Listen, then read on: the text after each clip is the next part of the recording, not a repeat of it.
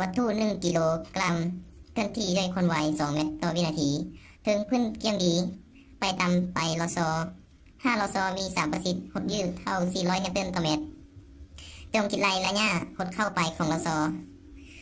ซึ่งเขาอ่านคำถามแล้วเขาจะสั่งนึกเห็นว่า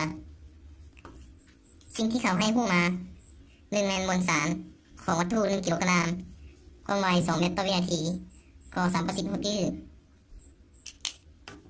คนอื่นหมดเขาต้องเขียนสิ่งที่ให้ผู้ก่อน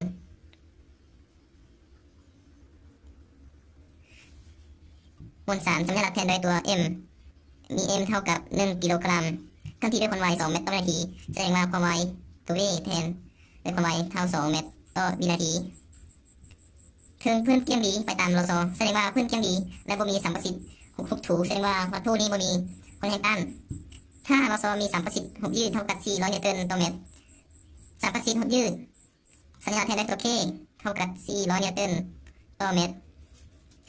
จงคิดไล่ระยะหดเข้าไปของลอซอแสดงว่าสอบหาอีกเท่ากับเท่าไหร่ซึ่งเขาจะมีรูปประกอบเป็นแบบนี้วัตถุ1 กิโลกรัมเคลื่อนที่ด้วยความไว2 เมตรต่อวินาทีไปตามไปลอซอสัมประสิทธิ์หดยืดเท่ากับ400นิวตันต่อเมตรและเขาถามว่าเมื่อวัตถุเคลื่อนที่ด้วยความไว2 เมตรต่อวินาทีไปตามลอซอที่ลอซอมี3ประสิทธิ์หดยืด400นิวตันต่อเมตรแล้วลอซอจะหดเข้าไปเท่าไหร่เนาะแสดงว่าเมื่อวัตถุมาตามลอซอเดี๋ยวนี้แล้วมันจะหดเข้าไประยะอีกเท่าไหร่แรงงานเท่ากับพลังงานในจุดที่2ลบให้พลังงานในจุดที่1แต่บทเลขที่ให้มานี่แสดงว่ามันบ่มีคนแรงกระทบใส่บ่มีคนแรงกระทบใส่หรือว่าบ่มีคนแรงต้านแสดงว่าแรงงานเท่า0ฉะนั้นจะได้พลังงานอยู่จุดที่1เท่ากับพลังงานอยู่จุดที่2ความหมายนี่เป็นจุดที่1แล้วก็ตัวที่วัตถุไปตามอยู่จุดที่2ซึ่งอยู่จุดที่1มีความไวแสดงว่ามีพลังงานเดินเคลื่อนสูพลังงานเดินเคลื่อนแม่น1/2 mv กำลัง2พลังงานท่าตั้งบ่มีเพราะว่ามันบ่มีรวมสูงแล้วก็พลังงานหดยืดก็บ่มีเพราะบ่มีลอซอนั่นไปจุดที่2เขาวิเคราะห์ดีๆว่าตอนวัตถุนี้เคลื่อนที่ไปตามลอซอแล้วหดยืดระยะ x เมตรแสดงว่าถ้าเขาเทได้ว่ามันหดยืดไปเท่าไหร่แสดงว่าตอนเขาเทได้แม่นวัตถุมันจะหยุดมันจะบ่มีคนไหวแต่ละคนพลังงาน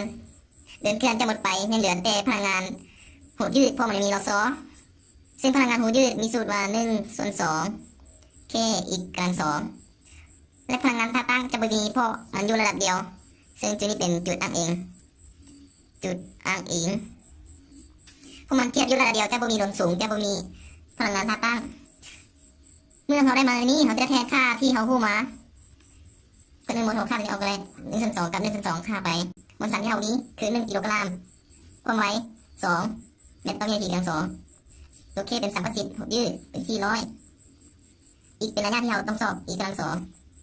1คูณให้2เรา2เท่า4เป็น4เท่า400อีกกำลังถอดอีกกำลัง2เท่ากับ4ส่วนให้400 4คูณ4หมดไปเหลือ1/100เท่ากับ0.01สั้นถอนได้อีกเท่ากับ5/2ของ0.01เท่ากับ5/2ของ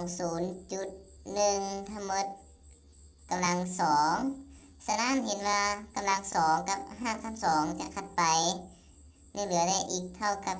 0.1มีหัวหน่วยเป็นเมตร